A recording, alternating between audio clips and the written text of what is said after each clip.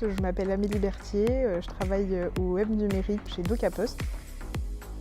Avant ma reconversion, j'étais chef de projet en recherche et développement agroalimentaire et j'ai décidé de me reconvertir dans le développement web et aujourd'hui je suis développeuse web low-code au web numérique. Alors ce qui m'a donné envie de changement, dans un premier temps, ça a été la difficulté à trouver un poste dans le domaine dans lequel j'étais avant, notamment en région parisienne. Et quand j'ai cherché, je me suis dit que le développement web, c'était une belle opportunité. Et je me suis rendu compte que c'était un domaine qui me permettait d'améliorer en fait mes conditions de travail et mon équilibre vie pro, vie perso, et aussi mon salaire au passage.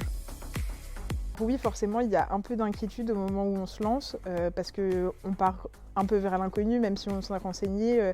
C'est un nouveau domaine qu'on ne connaît pas forcément. Ça peut mener à quelques doutes, mais finalement, on se rend compte qu'on a quand même notre place dans notre nouveau domaine. Ma reconversion, ça s'est fait en différentes étapes. Donc, dans un premier temps, j'ai passé un entretien de motivation avec une personne de l'administration de la formation. Et puis, j'ai passé ensuite un petit test technique, voilà, juste pour savoir si la logique était présente. Et ensuite, j'ai décidé de m'inscrire, du coup, une fois que les tests étaient passés. Et voilà, processus assez classique, je dirais.